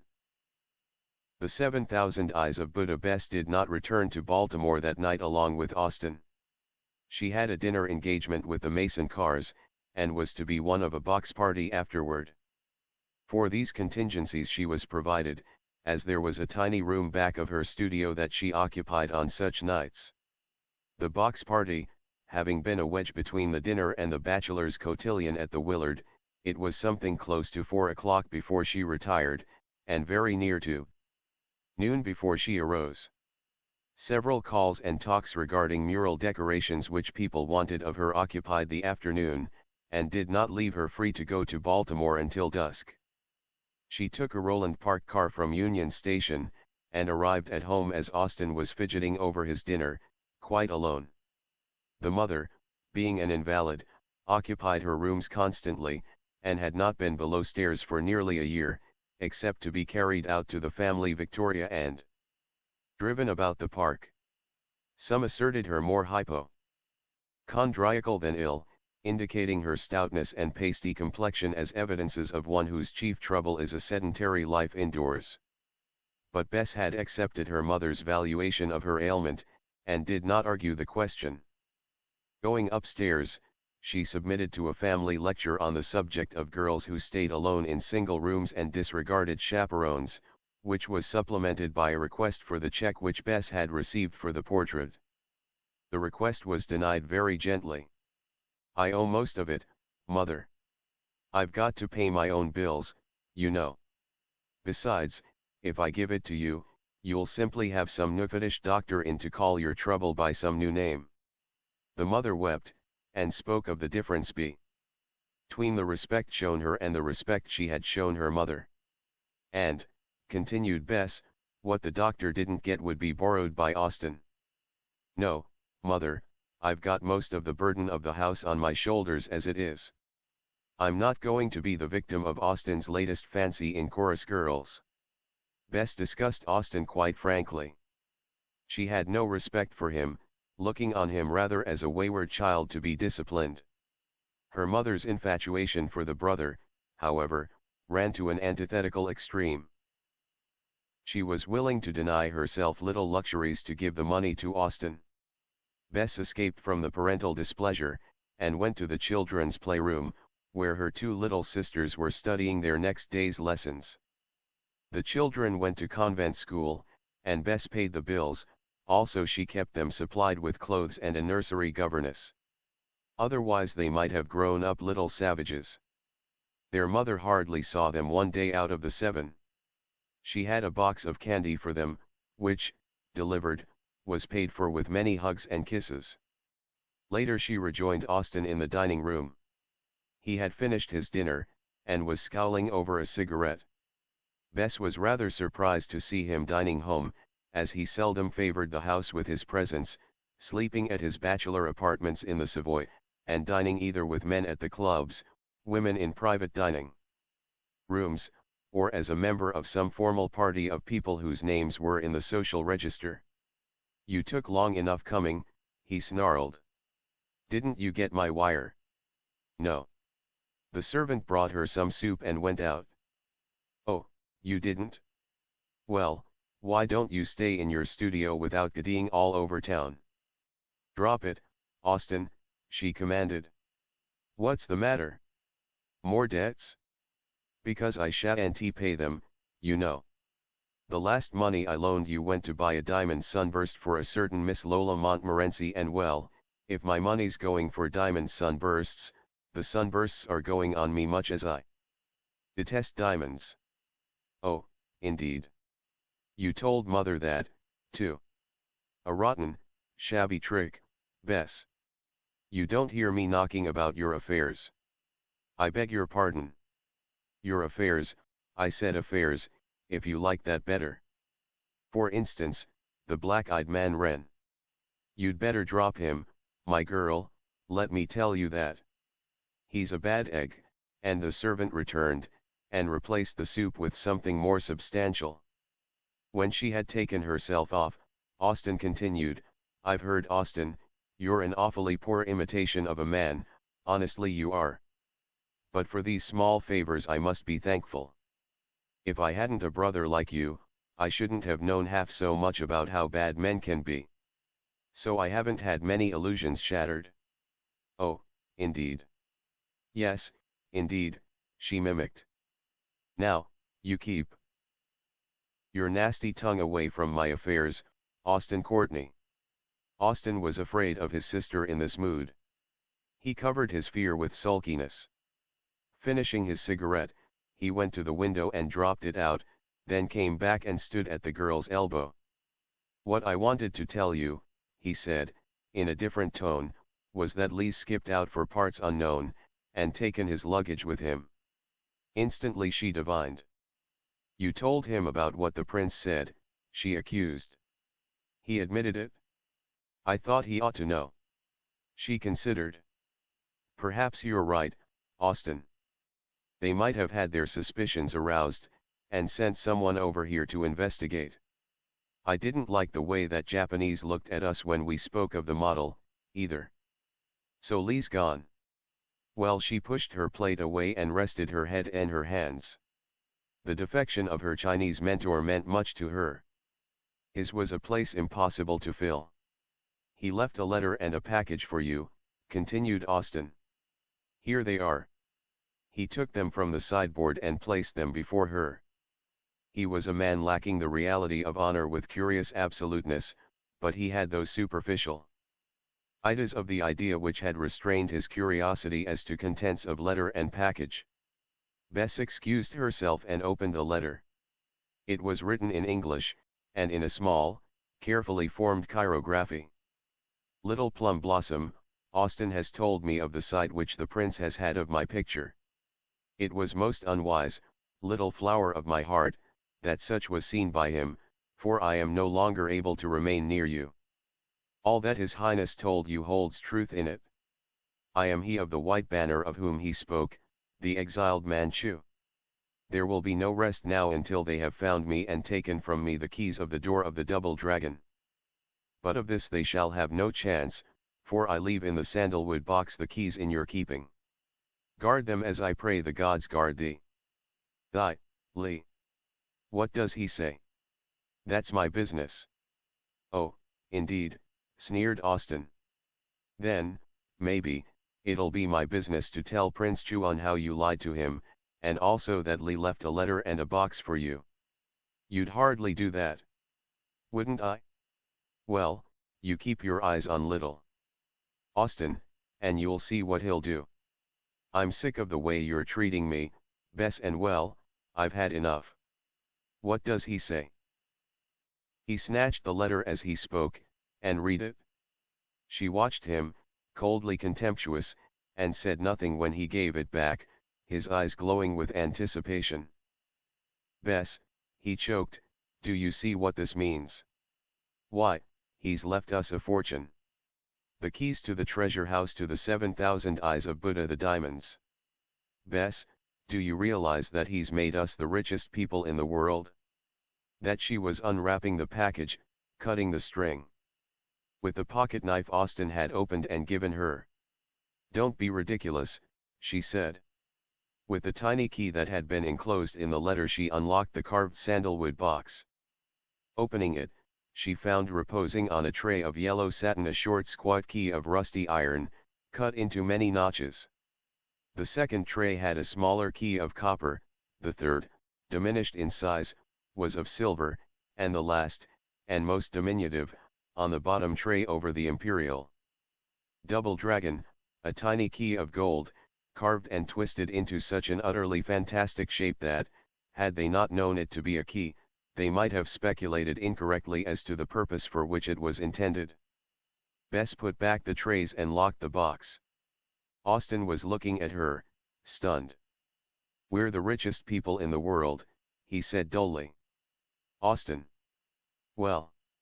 He roused himself. "Don't be ridiculous, as I told you once before." "I'm not ridiculous," he said hotly. "We heard the prince say that tradition kept this place from being opened with anything except the official keys. We've got the keys, and, consequently in the first place," interrupted Bess, in a very quiet tone, the quietness that Austin feared, "these keys were entrusted to me to guard. Consequently they shall be locked away in my safe deposit vault at the Mercantile Bank until Lee comes back and asks for them." Yaat. Austin had sprung to his feet. "In the second place," she continued without noticing his interruption, "these keys fit doors in the Forbidden City in Peking. People who do not belong to the imperial court are not allowed there. There have been only 3 or 4 white people in all history who ever lived in the Forbidden City, and 2 of them died there. But in the third place, these diamonds do not belong to us or to anyone who finds them. They are not trees. Your trove. They are the property of the Emperor of China. Consequently to take them would be stealing, wouldn't it?" She arose. "And, fourthly, Austin Courtney, if you say anything to anybody about Lee or about this affair, I shall leave this house for good and all, and let you shift entirely for yourself. Now, good night, don't bother me any more." "Damn her," muttered Austin, as the door closed behind the painter of Prince Chuan's portrait. "The climax of conspiring circumstances, ear God," prayed the girl. For more than a month Austin had been haunting her, haggard and gaunt-eyed. Numberless times he had tried to confide in her, but the words would not out. But at last, thoroughly wretched, he had torn away the veil, exposed the miserable, degrading story. 2 dear old ladies were their maiden aunts. Up to several years before they had conducted a school for little girls, but by an unexpected rise in some inherited real estate they had found themselves the possessors of only a little less than $100,000. On this they retired. Austin had persuaded them to entrust to him the money for investment. He had speculated with it on his own account and lost. The girl was crying softly. She loved them very dearly, Aunt Malvania and Aunt Kitty. She had always been sure of cake and candy when she went to see them Sundays. They had been in the habit of buying picture books and keeping them on the library table just for her to read. They had denied themselves to help her, had paid for her instruction in painting, she owed everything to those dear old maiden ladies. There was the little white house just around the corner from the club, the little white house with the green Holland blinds and her great-grandfather's picture in the hall, very gallant, that grandsire in his uniform as one of George Washington's aides. There was the much-thumbed copy of Alice in Wonderland on her own little reading table, sacred to her use alone, and with the bookmark that Aunt Kitty had embroidered. The paintings of Austin and herself, side by side, in the little reception room, dusted every day by loving hands, thin, wrinkled, gentle, patrician hands. Dear Aunt Malvania and Aunt Kitty. Everybody loved them. It was to their school that all the debutantes had gone until they were old enough for convent or boarding school. Everybody had been rejoiced that they were now able quietly to live out the autumn of their lives, for there was no winter for such as they. It was too harsh a term. Theirs was the autumn, the golden brown, kindly autumn. And now, dear God. Well, well. Austin demanded fretfully. What are we going to do at? What are we going to do? The eyes of brother and sister met. He shrank at the fire gleaming from behind the tear-stained lashes. You low beast, said the girl. Well. She did not answer him, but went, rather, to the studio window overlooking the park, parted the curtains, and stared out across the park. Again her sorrow overcame her, and she fell among the cushions of the bay windows, sobbing, choking out her grief. Austin came nearer. Now, he soothed. I hate you.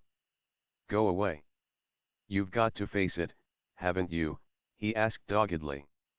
And how? You can't raise more than a few thousand at the most. I can't raise a rotten penny. Ever since they made me resign at the bank I've been on my uppers, and you know it. I thought I could make good bets, I was going to give them half the profits. It would have been a good thing for them, too. And it looked easy, so damned easy. I stood to make 50% on the investment. I'd have paid my debts and had a goodish lot left. It was if I'd only known, she said, in a low, strained voice. If I'd only known. But I never dreamed of your having it, never dreamed of it. I thought they had it in bank, safe in bank. They did, drawing a miserable 3.5%. I got em to get it out, and she sat up and faced him. Her tone was vicious. I wish you were dead, Austin Courtney, quite dead, quite dead. He laughed recklessly. You've got a good chance of your wish coming true when this comes out, no mistake there.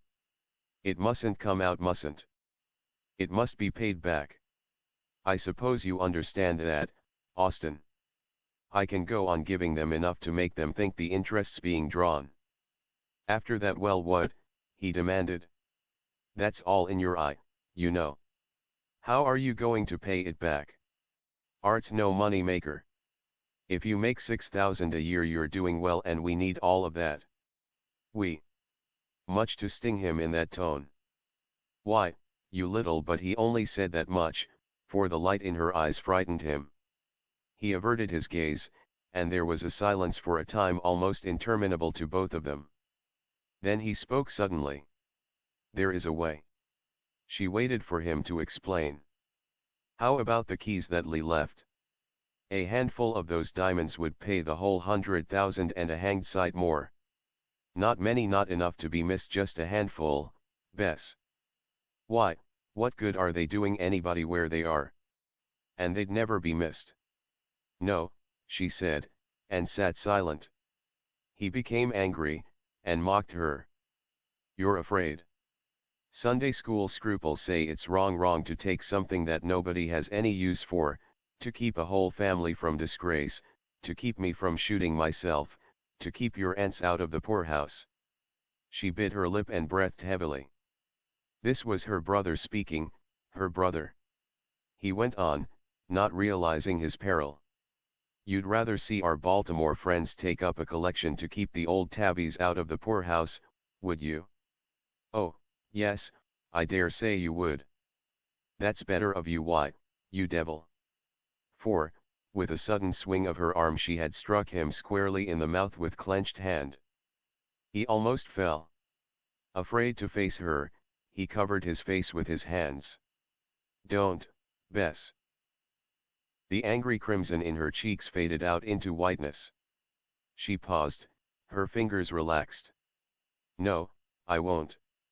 It was that very quiet tone that Austin had heard before, and which showed him the naked unmanliness of himself. No, I won't touch so poor a thing as you, Austin Courtney. A thing that steals from helpless old women and foists its burden on another woman. Women. They've been very good to you, haven't they, Austin? They like the way you smile at them, the way your hair waves. They like you, don't they, Austin? Men don't, do they? Because men know men, and you aren't a man. No, only a thing that finds women useful and a thief. And you want me to be a thief, too, to save you. Bess. Yes, that's the naked truth, isn't it? You want me to save you. Do you care what becomes of Aunt Malvinia and Aunt Kitty? Not the tiniest little bit, Austin. Courtney. No. That's the lever to work me with.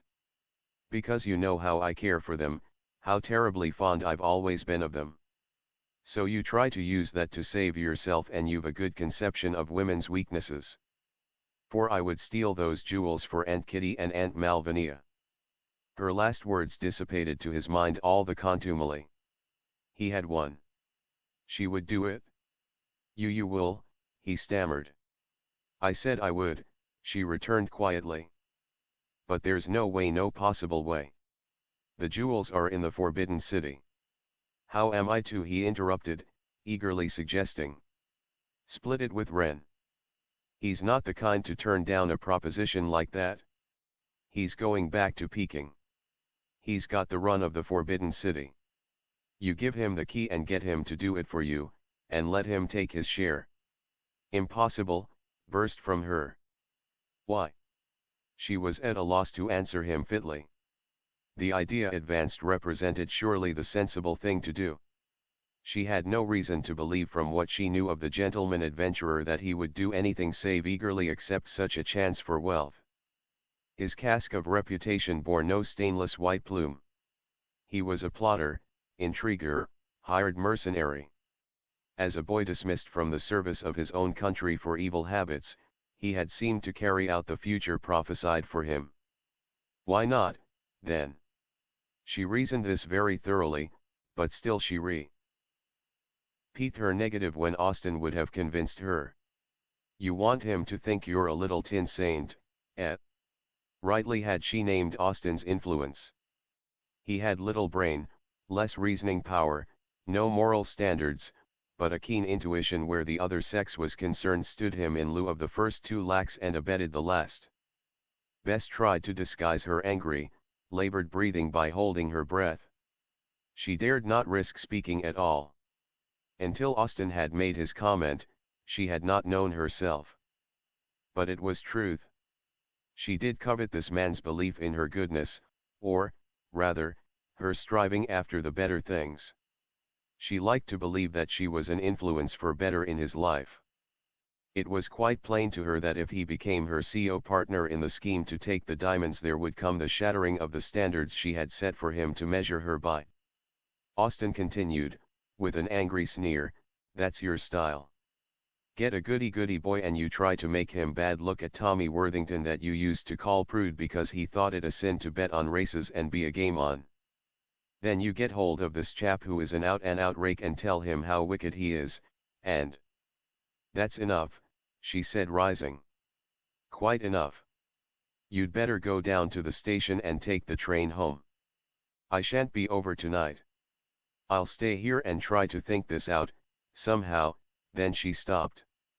Someone was coming up the stairs, two at a step. She waited until she heard the knock on the door. Hello, Bess. In. There's Wren, now, said Austin, in an excited whisper. Let me stay and arrange the whole thing right now. But she had been abruptly reminded of another reason she had forgotten. The keys that she held had been entrusted to her by Gordon Lee. She had no ownership in them. They were not even hers by right of the person who had stolen them.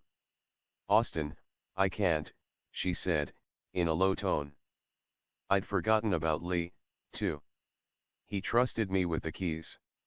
I can't go back on him. It's off, Austin, all off. He flung out a furious curse.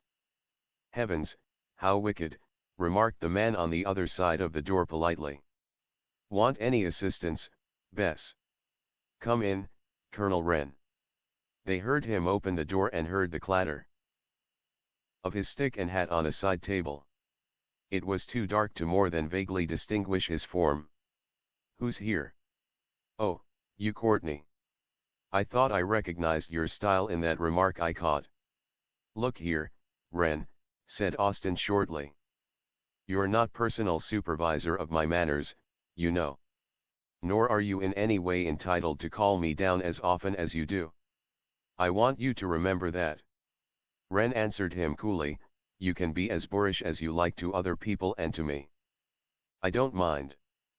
But it strikes me you aren't sufficiently impressed with the fact that you are pretty much of a lucky dog to have Bess for a sister.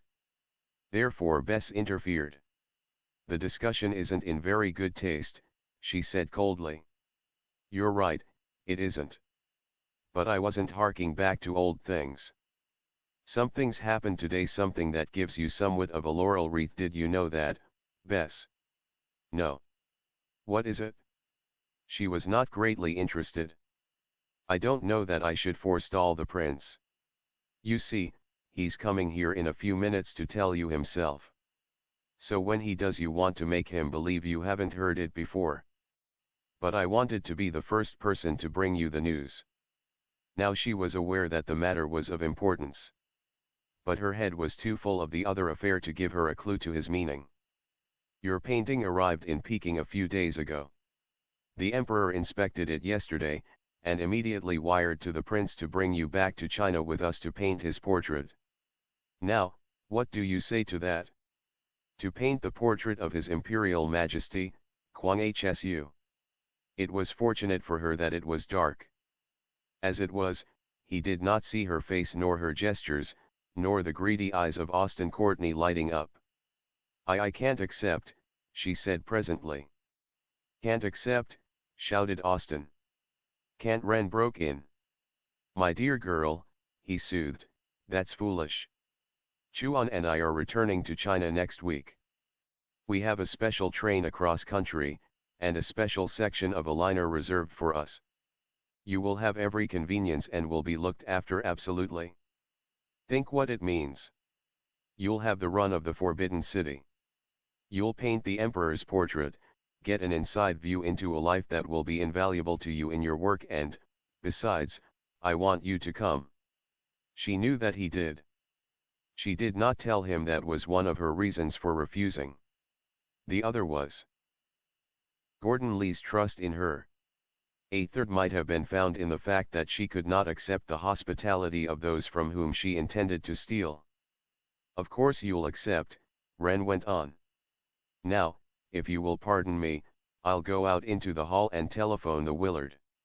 I want you to dine with me tonight and talk over arrangements. I dare say the prince will be here in a moment or so. He left brother and sister alone again. Austin gripped her arm. Think of the chance. Think of it. The way's wide open. You don't have to call on Ren. You can do the trick yourself. Think of it. And you're refusing. You don't mean it, Bess, you don't mean it. Do you want to see Aunt Malvinia and Aunt Kitty? That's enough. Well, it isn't enough, he continued furiously. Not enough for me, at any rate. I'll see whether I can't do it, Austin, she said. Having regained her composure in all seemingness, she switched on the electric lights which glowed out of bohemian glass vases on mantels and filigreed lamps swung from the ceiling. The glow fell warmly on rugs and carved furniture, on the walls covered with pictures, framed and otherwise, sketches in inks, studies in watercolors, a few small oils. Looking down from his place by the window, Austin saw a carriage draw up before the curb of the house. A robed figure got out, followed by several others. Here comes the prince, he said, with savage intensity. You'll be sorry every day of your life after this if you turn this thing down. They waited in silence for the prince's rap. When it came, Bess opened the door for him, greeting him and the Japanese, Ito Ojiki, who followed with several of the legation attaches whom Bess knew only slightly, gravely smiling Chinese with intensely indifferent countenances. She asked the prince and his companions to have tea. He refused, with formal politeness. This it is official, Miss Portrait Painter, he said. Wang Han, will you give to the young lady the scroll you have prepared? One of the legation attaches handed her a formal-looking roll of parchment from which dangled several seals. For all the solemnity of the occasion and the issues involved, her sense of the ludicrous harked forward a simile of her childhood. Wang Han marvelously resembled the frog footman. Following the delivery, the attaché indulged in the Peroration prepared for the occasion, a seemingly unending affair, which brought in all the titles, appellations, and similes advertising to his imperial majesty. Prince Chuan's explanation, which followed in English, summed the matter up much as Hamilton Wren had done. The emperor was pleased with Prince Chuan's portrait. He wished the same hand to paint one of himself. He tendered to the painter the freedom of the sacred city, and would have a palace put aside for her special use. The remuneration was to be whatever she desired, her expenses were to be paid, and, in conclusion, the emperor wished her long life and many sons. All in a daze, she thanked the prince, trying to lead up in some way to a refusal. She knew she must refuse, but, somehow, the words stuck in her throat. She looked dully across to where Austin glowered at her. The silence that ensued was broken by the shrill whistling of some popular street song on the part of someone ascending the stairs. The whistling came to a close when the whistler knocked sharply on the door. "Come in." A boy in the blue of the postal telegraph stopped. On the threshold, gazing at the various dignitaries in no evident embarrassment. "Gee," he said. Bess looked at him. "Well, little boy. You miss Elizabeth Courtney?" She nodded. He came across to her with a queer sidestep of a gait, and gave her a telegram. She signed for it, and, excusing herself to those present, broke it open. Myanna Lane, Bermudas, the 7th. Miss Elizabeth Courtney, Washington City, USA. Chinese known as Ji Li died here today, leaving unofficial will bequeathing $1,000 and other properties to you.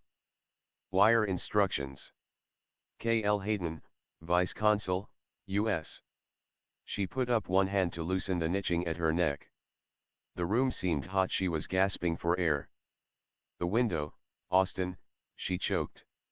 It was a genuinely alarmed Austin who allowed the air to come through the room. The girl sat down and folded the telegram with trembling hands, putting it, for security, in her belt. "Any answer, lady?" She shook her head, and the postal telegraph boy went out. He picked up the strain of his song where he had left it when he entered, and the assembled company heard it until he slammed the door below. Even then the echo of it floated up from the street through the open window. Gordon Lee was dead. He had left everything to her, including the keys to the doors of the Double Dragon. It seemed that circumstances were conspiring to make of her a thief. She had no excuse now, none. Each one had been swept away by the conspiring circumstances.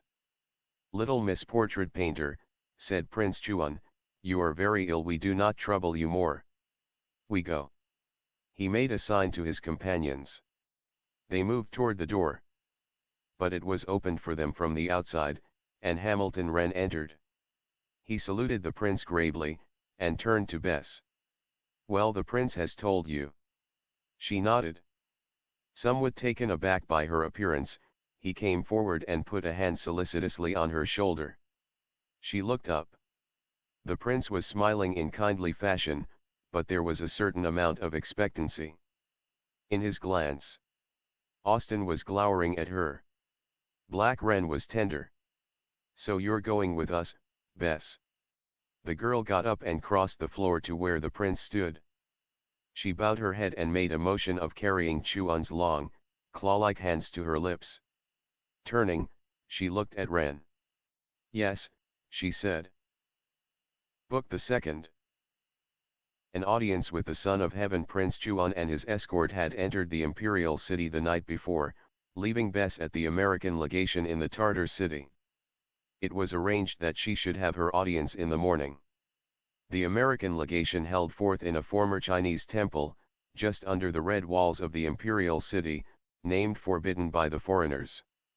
The official green chair that came for Bess had, therefore, not far to be carried by the palanquin bearers, sturdy coolies in the trappings of imperial servants. Before the chair went soldiers of the palace guard, driving the staring natives out of the way.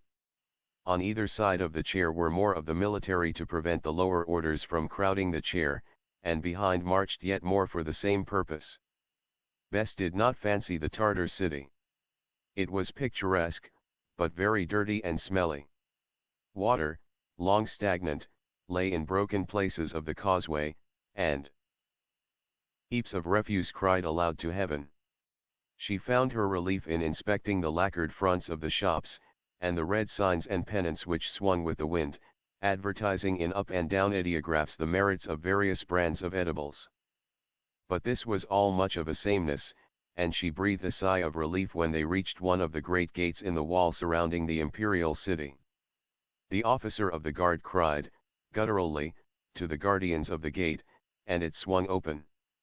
Bess had a little shiver of apprehension. She wished suddenly for the presence of Hamilton Wren. She remembered that she was entirely alone and about to go within the mysterious city of which she had heard so many gruesome tales. The thought of why she had come suddenly chilled her. The palanquin had passed over the stone bridge of the canal while she was in the grip of her terror. Looking from the windows, she saw the battlements, turrets, and moat of the Winter Palace, its walls, once red, now softened to a pale cherry hue. Hamilton Wren had described the palace so often to her, en route, that she could not fail to recognize it. The raised road over which she was being carried was a picture of animated color, with its official chairs of green, bedizened carts, and splendidly trapped horses. One must go gaily attired into the imperial city, and all were obedient. Here Greater China was represented, the melancholy, mustached Tartars, the apparently noseless Mongols, fur-dressed and leather-booted, the nobles among them riding on gaudily hung camels, the yellow-gowned lamas from the temples, the Cantonese striving to make up in color for what they lacked in stature, the strapping Manchus, seldom short of 6 feet, striding majestically as though conscious of the fact that their dynasty ruled. Here one had attachés of the Foreign Office and the Yamens, Daotais, and viceroys come to save their faces, officers of the army riding white horses, all Chinese, these officers with 2 exceptions, a rather large-statured Japanese, who passed, talking with a fresh-faced young Englishman who looked as though he might have been a Sandhurst boy. And now the great fact of the palace itself. Bess was not prepared for the intricate array of winding passages, high walls, heavy gates, and huge, iron-spiked doors through which they passed after entering the palace gates. She reflected, with a shudder, on the impossibility of Bess Courtney, stranger, finding her way out of the palace without assistance. More keenly than ever she regretted her resolve. Her face was very white, her lips pale. To embark on such a quest in a country where the Chinese are much mocked and little feared was a different thing from assuming nonchalance as to the same purpose when the mystery, secrecy, and strength of the Ming dynasty was made manifest to her. Her green chair had been changed for a red one, after entering the great gate, and in this she was carried through a labyrinth of white, paved courts, until she came to a very central one, where a number of cedar trees sheltered the stones from the heat of the morning sun, and where beautiful shrubs, plants, and flowers almost intoxicated her with their perfume. She found that her chair had been lowered to the ground. She stepped out. A number of palace eunuchs in embroidered robes of office were bowing to her. 3 of them preceded her, making signs that she was to follow. The others took up the rear. The plate-glass doors of the palace, resplendent with a huge character enameled in red and indicating longevity, swung back without noise. She entered, and found herself in the throne room. It was a long hall, paved with blocks of black marble, having red walls and a dome-shaped roof, that glinted gold in the morning sunlight. In the center of the south side were the great doors through which she had entered, directly opposite a red lacquered throne, approached by 5 steps of varying widths. Near the throne were gathered the ladies of the court, splendid in their gold-embroidered costumes, with gems on their capes and flowers in their hair. As the eunuch stood by the door calling out in low gutturals, several of these court ladies approached Bess, and one of them spoke to her, quite prettily, in English. "You are the portrait painter? I am N.A. Lang. My father was minister to your country at one time." She spoke a trifle stiltedly, and had the usual difficulty with her rs. Pretty she was not, according to European standards, but Bess, familiar with the Oriental idea, knew that N.A.L.N. was most greatly desired. She was in a long loose gown of rare satin stuff, painted with bird and sky effects, wore a profusion of jewelry and ornaments, and had on satin boots with white kid solace. Bess knew her at once for a Manchu girl and one of high rank. "I want to be your friend," said N.A.L.N. "You remember me now I go back. Come." She approaches. Some cymbals and flutes sounded the imperial hymn, preceding the coming of Majesty. The doors were thrown open. 2 lines of gorgeously vestured eunuchs walked stiff-legged into the court. In the sudden quietness an open chair was carried to the center of the hall. Another chair followed. It was put down alongside the first. Behind the first chair stood a maid of honor, while behind the second was Hamilton Wren in the full dress of the Chinese army. Their Majesties alighted. The Dowager Empress took the throne seat, her nephew, the Emperor, seating himself on a hassock by her side. Bess surveyed them both with eager eyes. The much-discussed Zushi was in a gown of stiff, transparent silk, embroidered with pearls and fastened on one side from neck to hem with jade buttons. About her neck was a rope of pearls having for pendant a large, pale ruby. Her hair was parted in the middle and brought over her brows. The third and fourth fingernails of either hand were like talons, and were protected by gold guards. She wore no paint, and her skin was fresh, having the appearance of youth. Her eyes had in them a contemptuous kindliness, but her small mouth had cruel lines about it. The Emperor looked to be little more than a boy, although Bess knew him to be nearer 35 than 30. He was slim, slight, and short, and had the face of a monk or a priest, the ascetic type. His mouth and chin were not lacking in strength, but his gaze was aimless, his eyes without concentration. He was simply dressed in a gown of yellow brocade, belted tightly about a waist, of the small mess of which, in common with his hands and feet, he was quite proud. Looking keenly for the signs of weakness she sought, Bess discovered that his forehead, while high, receded as it neared his glossy hair, also that his hands and lips had an odd habit of twitching nervously. Wren acted as interpreter, and Bess was greeted graciously.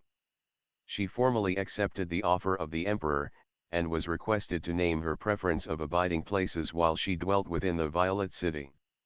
She trembled before she answered. She knew, from stealthily questioning Wren while on shipboard, that the Temple of the Double Dragon was a small one, erected within the gardens of the invisible deity, knew also that a small pavilion, the Arbor of Buddha's Hand, overlooked the temple and gave access to it through the gardens. Without mentioning specifically the place she wanted, she described the pavilion to Wren, who translated her remarks to their Majesties. The Arbor of Buddha's Hand occurring to them, the Emperor inquired of the head eunuch as to its tenancy, and was answered that it was closed. It was ordered to be opened, refurnished, and heated, being made in all ways ready for the portrait painter. The Emperor rose. The arbor, he informed Bess, would be ready the next morning.